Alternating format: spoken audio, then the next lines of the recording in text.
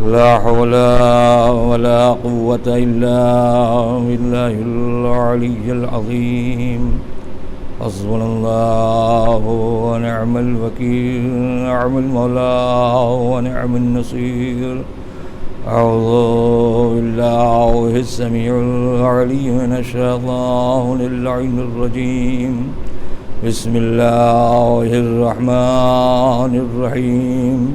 الحمد لله الذي لم يتخذ صاحبا ولا ولدا ولم يكن له شريك في الملك ولم يكن له ولي من الذل وكبره تكبيرا. ثم الصلاة والسلام والتحية والإكرام على أشرف الأنبياء والمرسلين سيدنا ومولانا ومولى الثقلين جد الحسن والحسين أبي القاسم محمد وعلى أهل بيته الطيبين الطاهرين المعصومين المظلومين الذين أذهب الله عنهم الرجس وطهرهم تطهيرا. ولعنة الله الدائمة الباقية على أعدائهم أجمعين إلى يوم الدين. أما بعد فقد قال الله الحكيم في كتابه الكريم وفرقان الحميد. بسم الله الرحمن الرحيم. يعرفون نعمة الله ثم ينكرونها وأكثرهم الكافرون. صلوات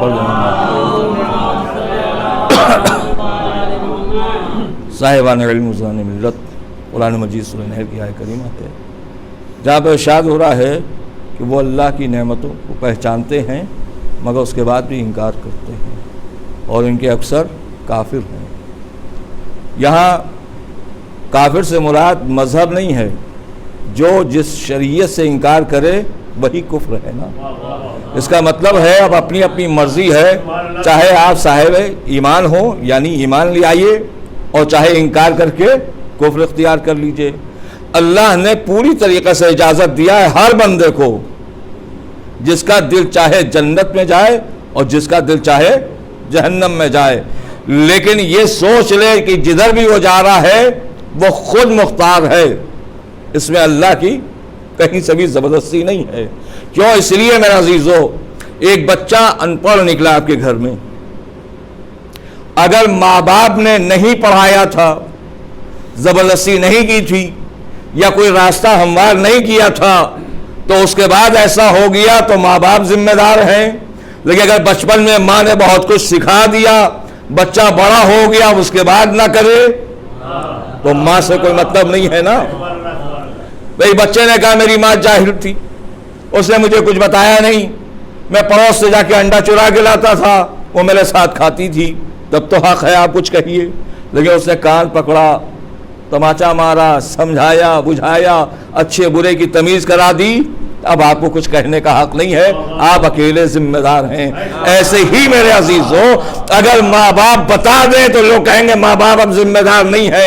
اگر اللہ نے صرف خالی ہمیں پیدا کر دیا ہوتا اور ہمارے لیے کوئی راستہ ہموار نہ کیا ہوتا تو ہمیں حق ہے وہاں جا کر یہ کہہ سکتے ہیں معبود کوئی راستہ دکھایا ہی نہیں تو نے.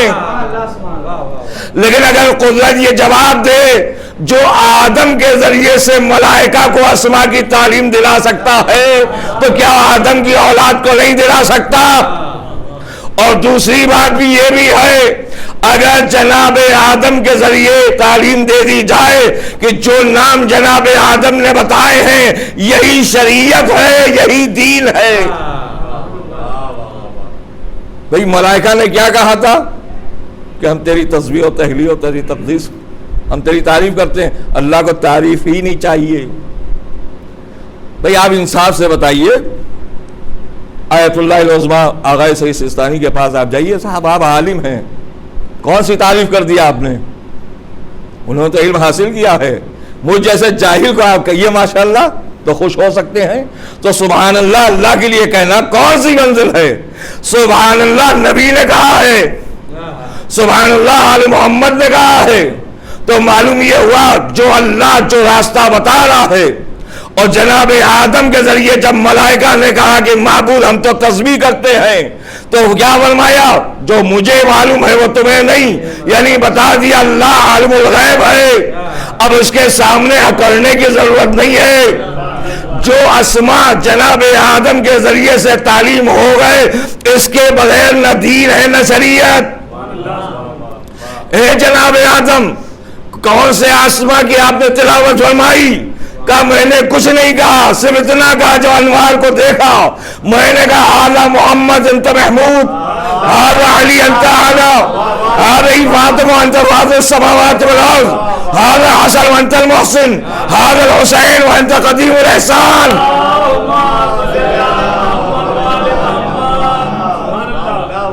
اگر محمد نہ ہو تو محمود کہاں، علی نہ ہو تو اعلیٰ کہاں، بی بی فاطمہ نہ ہو تو فاطر السماوات کہاں، حسن نہ ہو تو محسن کہاں، حسین نہ ہو تو قدیم الاحسان کہاں؟ بھئی کمال ہے، معبود تعارف بھی کرایا تو کس کا؟ اس لیے ان کا تعارف کرایا ہے۔ اب جو یہاں آئے گا وہی عالم بنے گا۔ موٹی سی موٹی کتابیں پڑھ لیجئے، آل محمد سمجھ میں نہیں آئے تو یہ علم نہیں ہے۔ بخراتیت تو ہو سکتی ہے، خناسیت جیسا چہرہ لے کے تو آپ آ سکتے ہیں، نورانیت نہیں ملے گی قلب کو۔ نور ہے تو انہی کے صدقے میں ہے، نور ہے تو انہی کے طفیل میں ہے۔ اور خدا کی قسم ہم جو ان سے وابستہ ہیں صرف اس لیے کہ ہم اپنی عاقبت بچانا چاہتے ہیں، نہ کسی کو جلانا ہے نہ کسی کو تڑپانا ہے۔ اب یہ الگ بات ہے کوئی تڑپ جائے کوئی جل جائے۔ اب انصاف سے بتائیے، کسی نے بڑی پیاری بات کہی، کبھی کبھی کچھ دوائیں ہوتی ہیں جس سے فائدہ ہوتا ہے، مگر جب چھوٹے بچے کو وہی دوا دیجئے کیا کرتا ہے؟ چیخ پکار، ہنگامہ، پھینکنا۔ کیا ہے یہ؟ کیوں آپ اس پہ ظلم کر رہے ہیں؟ زبردستی یہ دوا پلا رہے ہیں یا کھلا رہے ہیں؟ کہ صاحب اس کی صحت کے لیے کر رہے ہیں۔ اور جن کی اسماء خود شفا ہے، جن کی اسماء خود طہارت پیدا کر دیں، اب جو نہیں لے رہا ہے یا اسے بچہ جانیے اور یا بھی اسے دھوکے باز جانیے، خود تو خود ڈوبے گا، سب کو لے ڈوبے گا۔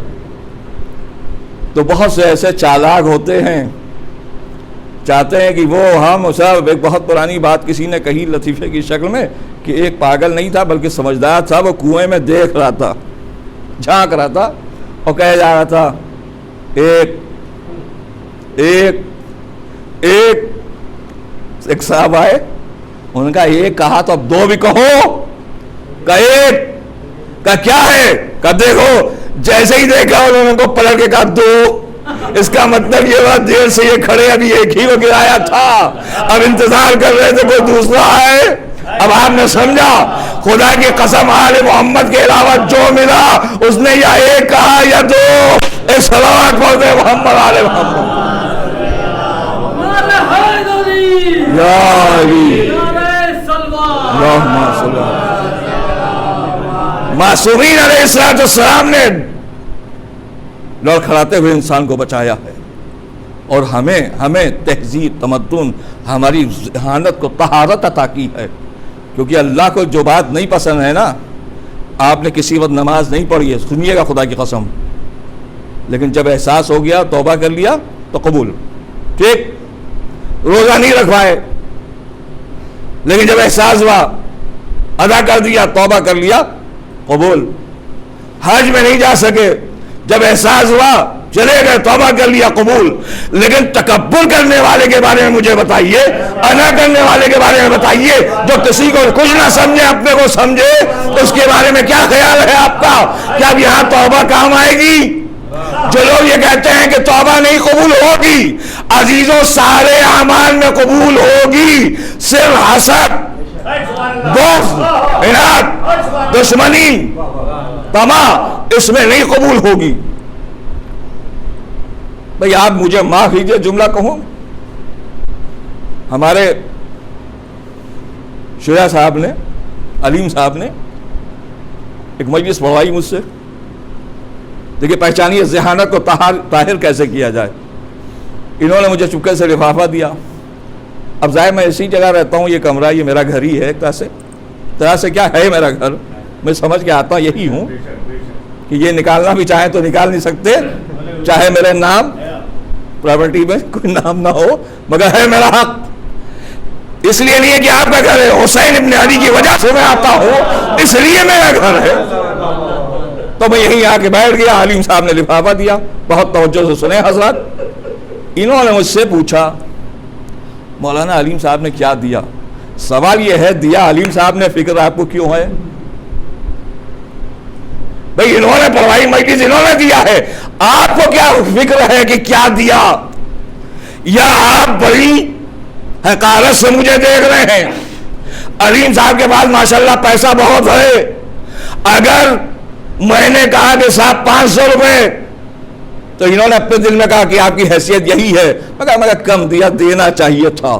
دیکھیں سنیے گا میرا عزیزو، کیا عجیب فطرت ہے، کم دیا، زیادہ دینا چاہیے تھا۔ اگر میں نے کہہ دیا ماشاءاللہ 5000 دیا، اوہ 5000 یعنی آپ کی اوقات نہیں تھی، انہوں نے آپ کو دے دیا۔ میرے بھائی آپ کو اگر کم لگے تو اپنی جیب سے دے دیجئے، اور زیادہ لگے تو ان کو واپس کر دیجئے۔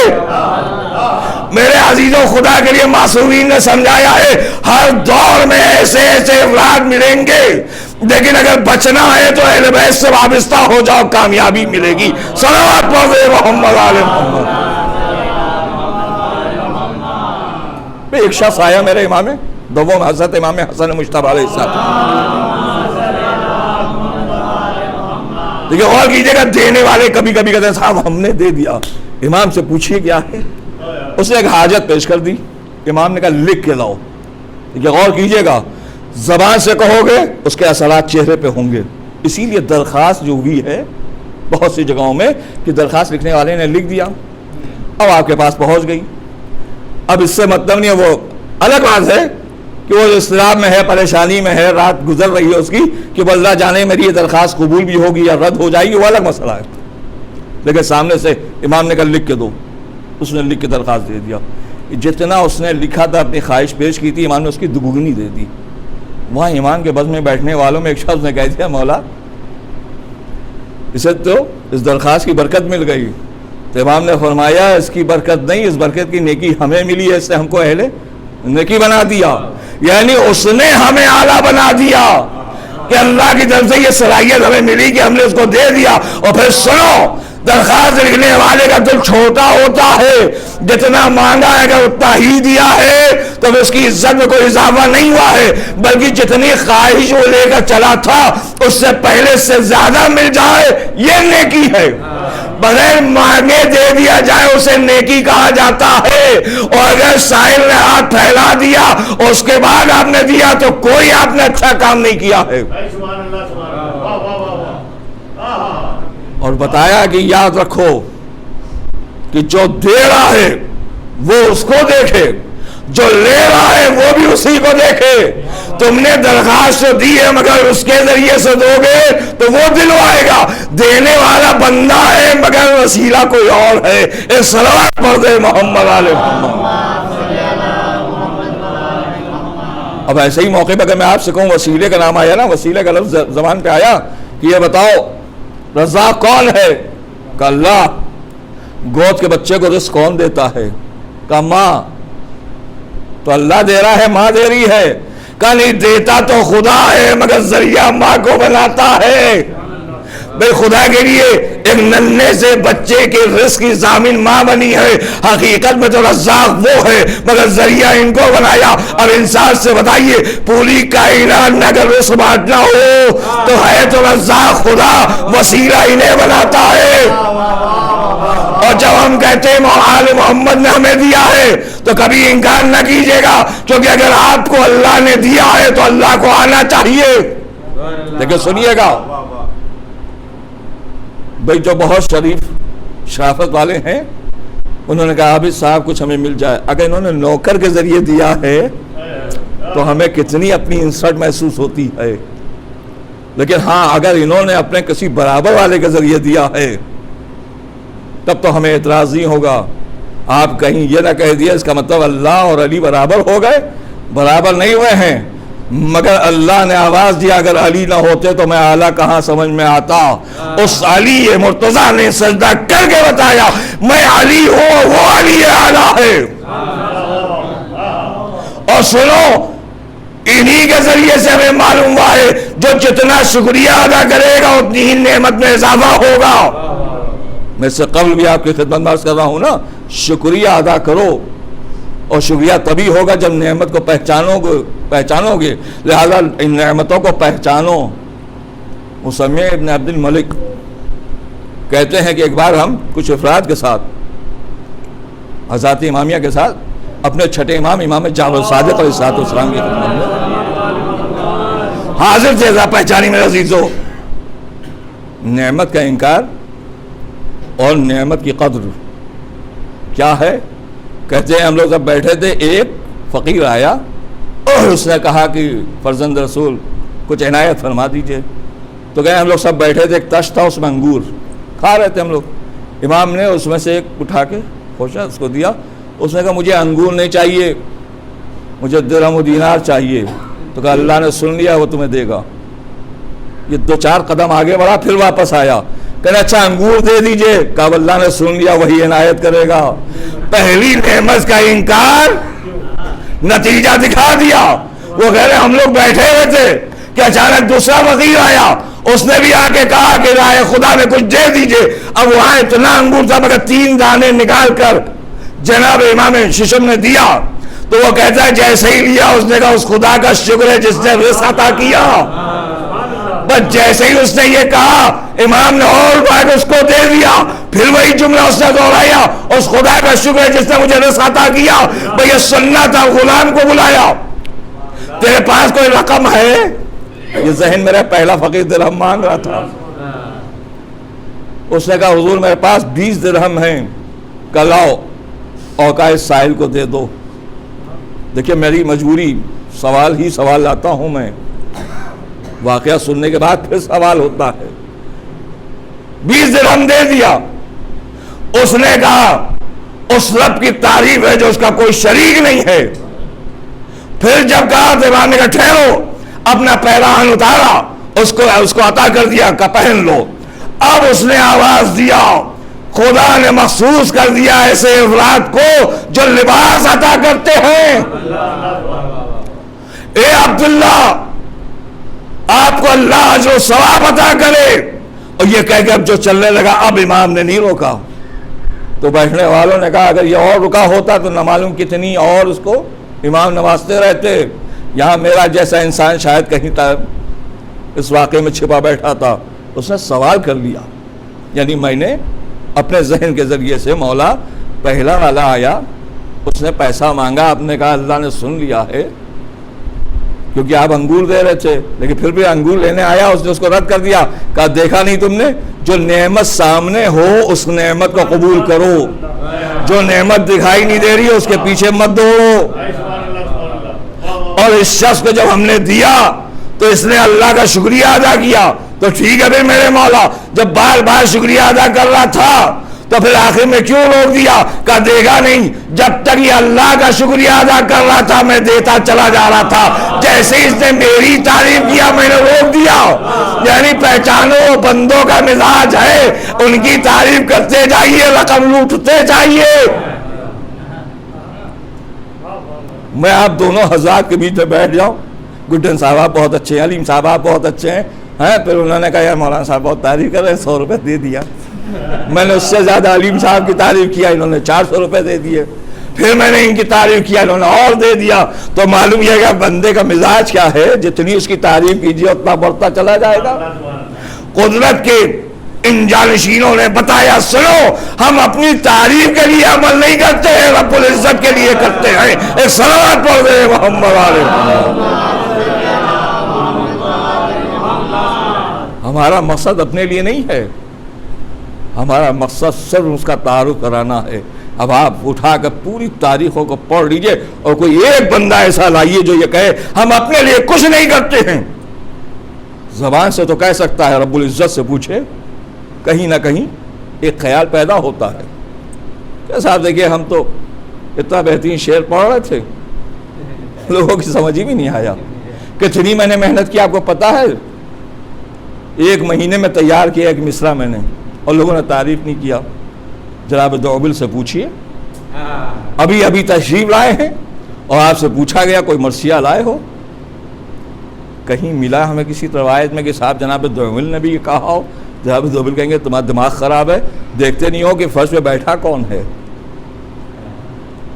امام معصوم تشریف فرما ہیں، اب ان سے بڑی تعریف کرنے والا کون ہوگا کہ وہ سن رہے ہیں۔ اب آپ نے سمجھا میرے عزیزوں، وہ الگ بات ہے کہ ایک انسانی اور ایک بشری نفسیاتی چہ ہے کہ لوگ سنیں، تھوڑا سا مسکرائیں، ورنہ حقیقتاً اگر ہم نے ان کے لیے کوئی جملہ کہا ہے تو ہمیں معلوم ہے یہ مسکرا رہے ہیں اور دیکھ رہے ہیں، دعائیں دے رہے ہیں، ورنہ ہماری حقیقت کیا ہے جو ہم کچھ بیان کر سکیں؟ کون سا جملہ ہے جو میرا اپنا ذاتی ہے، میرے گھر کا ہے؟ جو کچھ ہے انہی نے تعلیم دیا، انہی کے حوالے کر دیا۔ ایک صلوات پڑھ دے محمد علیہ محمد۔ مگر یاد رکھو سب کچھ کرنے کے ساتھ ساتھ رزق حلال سے کبھی منہ نہ موڑنا۔ دنیا کماتی بہت کچھ ہے، لیکن اس میں حکم یہی ہے کہ دعا کرو اللہ کی بارگاہ میں کہ مالک جب رزق دینا تو حلال اور طیب دونوں۔ اس کا مطلب یہ ہوا کہ الگ سے بھی رزق مل سکتا ہے، اور حلال رزق کتنا مشکل ہے۔ بس آخری میں آپ سنیے، راوی ابو جعفر ہے، کہتے ہیں کہ صاحب ہمارے یہی چھٹے امام امام صادق علیہ السلام، ان کے غلام تھے، امام نے اس کو بلایا، 1000 دینار دیا اس کو اور کہا کہ سامان خریدو مصر چلے جاؤ۔ مصر میں مطلب بہت زبردست بازار لگتی تھی، اس نے لیا اور کچھ قافلے والوں کے ساتھ، جو قافلہ جاتا تھا اس کے ساتھ چلے۔ کہتے ہیں کہ مصر کے قریب ابھی پہنچے ہی نہیں تھے کہ مصر کی طرف سے آنے والے قافلے کو ہم لوگوں نے دیکھا۔ ان قافلے والوں سے پوچھا کیا حالات ہیں وہاں کے بازار کے؟ انہوں نے کہا تمہارے پاس اسباب کیا ہے، چیزیں کیا ہیں تمہارے پاس؟ تو انہوں نے بتایا یہ سب ہے۔ کہ خدا کی قسم اس میں سے کوئی بھی چیز مصر میں ہے نہیں۔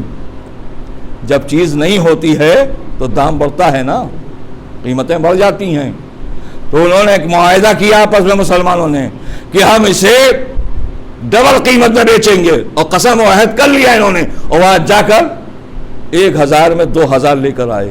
اور جو آیا غلام ہنستا ہوا مسکراتا ہوا امام کی خدمت میں 2 تھیلیاں برابر کی، 1000 کی، اور اس نے کہا لیجیے مولا یہ دیکھیے۔ تو امام نے کہا یہ کیا؟ کہ یہ تھیلی تو اصلی ہے جو 1000 آپ نے دیا تھا، اور یہ ہمارا منافع ہے۔ تو امام نے پوچھا کہ متیں اتنا منافع کیسے ہو گیا؟ تو جو واقعہ گزرا تھا انہوں نے سب بیان کر دیا۔ بھئی سننا تھا کہ افسوس تم لوگوں نے قسم کھا کے اور اپنا کام کیا ہے، اور یہ کہنے کے بعد آپ نے ایک تھیلی اٹھائی کہ یہ اصل سرمایہ یہ میرا ہے، اس منافع سے مجھ سے کوئی مطلب نہیں۔ تو اس کے بعد کہا غلام سنو، تلوار سے جنگ کرنا حلال روزی سے آسان ہے، حلال روزی کمانا بہت مشکل ہے، مگر میدان جنگ میں تلوار چلانا آسان ہے۔ سمجھ میں آیا میرے عزیزوں کہ جب بندہ نکلتا ہے رزق کے لیے تو اسے سمجھنا پڑتا ہے ہم کس طریقے سے لے کر چلیں۔ معبود کیا ہے؟ ہم محنت کر رہے ہیں جہاں سے بھی چاہیں کما لیں۔ کہ تمہیں نہیں معلوم ہے جب یہ رزق تم اپنے بچوں کو دو گے تو بچوں میں کیا اثر ہوگا تمہیں خبر نہیں ہے۔ یعنی معلوم یہ ہوا کمایا ہم نے ہے اور کھلایا بچوں کو، اس کا اثر بچوں میں ہوا۔ نہج البلاغہ نے بول کے آواز دیا سنو تم نے دنیا کما تو لی، مرنے کے بعد کوئی تمہیں پوچھنے والا نہیں ہے۔ تم نے انہی بچوں کے لیے اتنا کمایا، وہ بچے تمہارے مرنے کے بعد تمہیں بھول گئے، کوئی ایک بھی تمہاری قبر میں نہیں آیا سورہ فاتحہ پڑھنے۔ وجہ کیا ہے؟ وجہ یہ ہے کہ جو رزق گیا تھا وہ اس لائق نہیں تھا کہ تمہارے لیے سورہ فاتحہ پڑھا جائے، کیونکہ جتنا تم کھلاؤ گے اس کے اثرات ہوں گے۔ اسی لیے جو مومنات ہیں، خواتین ہیں، جو عاشقان حسین ہیں، وہ بچوں کو جب اپنی آغوش میں لے کر میرے عزیزوں سلانا چاہتی ہیں تو دنیاوی کچھ لوری نہیں سناتی ہیں، وہ کہیں مولا کا تذکرہ سناتی ہیں، کہیں کربلا کی تاریخ سناتی ہیں۔ یہی بچے جب ماں کی گود سے کھڑے ہوتے ہیں تو ان کے اندر پہلے سے یہ سارا جذبہ پیدا ہو جاتا ہے، اور پھر ان کی سمجھ میں آتا ہے کہ پھر محرم ہی سب کچھ ہے، اس کے سوا کچھ نہیں ہے۔ کچھ بچے ہیں جنہیں فرش اعضا پسند آتی، کچھ بچے ایسے ہیں کہتے ہیں جب مجلس ختم ہو گئے ہم تبرک لے لیں گے. بھائی تبرک لینے کا بھی تو ثواب ہے, صحیح ہے ثواب ہے, مگر میرے بھائی فرش اعضاء کا جو ثواب ہے وہ تبرک لینے کا نہیں ہے. کیونکہ ایسے سے تم نے تبرک لیا ہے, فرش اعضاء سے جو تم نے حصہ لیا ہے, جو تبرک لیا ہے وہ ہمیشہ باقی رہنے والا ہے. کوئی اگر بھی میرا بزرگ, کوئی میرا ساتھی یہ مجھے بتائے کہ ہم نے صاحب بہت سے واقعات کتاب میں پڑھے ہیں, اس کے علاوہ کہیں سے ہمیں ضرورت نہیں, خدا کی قسم کتابوں میں سب کچھ ہے, لیکن جو کچھ ہمیں ملا ہے فرش اعضاء سے ملا ہے. بچے کے اندر یہ عادت ڈال دیا اگر ہم نے کہ مجلس کے بعد گھر میں جاؤ تو ادھر ادھر کی بات کرنے سے اچھا ہے تھوڑی دیر یہ بھی بتاؤ کہ آج کی مجلس میں کون سا واقعہ پڑھا گیا ہے, آج کی مجلس میں کیا چیز بتائی گئی ہے, آج کی مجلس میں ہم نے کیا اثر لیا ہے. میرا عزیز و خدا کی قسم یہ سیرت صرف آل محمد کے گھرانے سے ملتی ہے, کہیں نہیں. یہ شہزادی کونین جو آواز ہے میرے لال حسن, کیا بات ہے, کبھی میں نانا کی مسجد سے آ رہا ہوں, یہ وحی نازل بھی ہے, یہ آیت جبرائیل لائے ہیں, یہ واقعہ سنایا ہے, اور اس کے بعد جب میرے مولا علی تشریف لائے تو شہزادی فرمائے یا ابوالحسن آج میرے بابا نے یہ بیان کیا ہے, اور علی بیداری یہ پوچھا تم تو مسجد میں گئی نہیں, تمہیں کیسے معلوم ہوا, میرے فضل حسن نے ترجمانی کی ہے. اور یہ بھی عجیب منظر ہے کہ علی ابن ابی طالب کو بھی خواہش پیدا ہوئی میں بھی دیکھوں میرا حسن کیسے ترجمانی کرتا ہے. تو شاید یہ مقصد تھا قدرت کا کہ دنیا پہچان لے کہ اگر کوئی معصوم پردے میں آ جاتا ہے تو جن کے اندر طہارت ہے وہ پہچان لیتے ہیں, جن کے اندر عصمت ہے وہ جان لیتے ہیں. مولا سب سے پہلے آ کے گوشے میں بیٹھ گئے. اب جو آئے ہیں آقا حسن تو ماں نے پوچھ لیا کہ میرے لال آج بابا نے کیا بیان کیا ہے. اب جو امام حسن بیان کر رہے ہیں تو زبان میں روانگی نہیں ہے, کچھ لقنت محسوس ہوئی. کہ اماں لگتا ہے میرا امام مجھے کہیں سے دیکھ رہا ہے, یعنی بتا دیا سنو یہی شان امامت ہے. اگر یہ پردے غیب میں آ جائے تب بھی دکھائی دیتا ہے, سامنے آ جائے تب بھی دکھائی دیتا ہے, مگر کچھ ایسے بھی افراد ہیں اگر یہ سامنے سے گزر جائے تو انہیں دکھائی بھی نہیں دیتا ہے, انہیں سمجھ میں بھی نہیں آتا ہے. ورنہ اندھے سے پوچھے تو وہ بھی کہتا ہے کہ سورج کی روشنی لگ رہی ہے مجھے. اللہ اللہ یہ سورج کی روشنی تمہیں دکھائی دے رہی ہے, اور جس کی انگلی کے اشارے میں سورج پلٹا ہے وہ دکھائی نہیں دے رہا ہے. اس کی معرفت کیوں نہیں ہو رہی ہے؟ صرف وجہ یہی ہے کہ ہم ان سے دور ہو گئے ہیں, اور انہی کو قریب لانے کے لیے کربلا کی قربانی آئی ہے. عزادارو جو محرم میں ہم سب جمع ہوتے ہیں صرف اسی لیے کہ تاکہ ہم کو دین مل جائے, ہمیں شریعت مل جائے, ہمیں احکام الہی حاصل ہو جائے. خدا کی قسم آج ہمارے پاس قرآن کی جو تلاوت ہے وہ بھی کربلا والوں کی دین ہے. میرے عزیزو ہمارے پاس جو عبادت و سجدہ گزاری ہے تو یہ بھی کربلا والوں کی دین ہے. آج ہمارے اندر جو اخلاق و محبت ہے یہ بھی کربلا کا صلہ ہے. ورنہ میرے عزیزو کون ہے, کس کو پرواہ ہے؟ آج تو اگر کوئی ذرا سا پریشان ہوتا ہے کہتا ہم کچھ کریں گے نہیں, چھوڑو رہنے دو. لیکن آقا حسین کے معاملے میں غریب بھی کھڑا ہو جاتا ہے کہ ہمیں کرنا ہے. بس عزیزان مظلوم کربلا 7ویں محرم ہے, اور 7ویں محرم کربلا والوں کی قیامت کی تاریخ ہے. الاتش الاتش کی صدائیں بلند ہو رہی ہیں. عزادارو آئیے بس ایک اشارہ مجلس کو تمام کروں گا, ذرا پہچانیے میرے عزیزو. ایسے بھی گھرانے ہیں کہ یہ صرف حسین کے ہیں اور کسی کے نہیں. چانچہ کہتے ہیں کہ ایک گھر میں ایک ضعیفہ تھی, ایک جوان لڑکا تھا. جس سال وہ جوان بیٹا مر گیا اور محرم کا چاند فلک میں نمودار ہوا تو وہ خاتون عزاخانے کی دہلیز پر آئی. آنے کے بعد اس نے فریاد کیا مولا میرا بیٹا مر گیا ہے, مولا میں اکیلی رہ گئی ہوں, میں ضعیفہ ہوں اور اس لیے نہیں رو رہی ہوں کہ میرا جوان مر گیا ہے. مولا عزاخانہ سجانے میری مدد کرتا تھا, مولا لا کے تعزیہ رکھتا تھا. شور مچا رہی ہے, پکار رہی ہے کہ اچانک اس کے دوست آ گئے. آواز دی اماں پریشان نہ ہو, ہم ہیں, تمہارا عزاخانہ سج جائے گا, پریشان نہ ہو, ہم ہیں, آ کے تعزیہ رکھ دیا جائے گا. لیجئے میرے عزیزو چاند رات سے تعزیہ بھی رکھ دیا, عزاخانہ بھی سج گیا. اب ماں نے بڑا بیٹا مر گیا ہے, بلکہ فرش اعضاء بچ گئی. 10 دن تک ماتم کیا ہے. عزاداروں صرف حسین کو روئی ہے, صرف علی اکبر کو گریہ کیا ہے, صرف جناب عباس کو آواز دی ہے, مگر یہاں تک کہ عزاداروں جب صبح عاشور نمودار ہوئی، اب وہی ماں جو چاند رات کو آئی تھی عزا خانے کی تحریر پر آج پھر آئی، آنے کے بعد آواز دیا مولا تعزیہ تو رکھ دیا گیا ہے مگر کوئی تعزیہ اٹھانے والا نہیں ہے، مولا میرا بچہ سر پہ تعزیہ رکھ کے کربلا جاتا تھا مگر آج تعزیہ رکھا کوئی اٹھانے والا نہیں ہے۔ عزاداروں کہتے فریاد کر رہی تھی، پھر وہی بچے آئے گا پریشان نہ ہوئیے، ہم نے تعزیہ رکھا ہم ہی اٹھائیں گے۔ لیجیے تعزیہ گھر سے نکلا، صدائے حسین بلند ہو گئی مگر تعزیے کے ساتھ یہ صحیح ماں بھی چلتی رہی یہاں تک جہاں تعزیے دفن ہوتے ہیں وہ مقام کربلا کہلا رہی ہے۔ کہتے وہاں تک پہنچ گئی، عصر کا ہنگام ختم ہو چکا، شام غریبہ کی تاریکی نمودار ہو گئی۔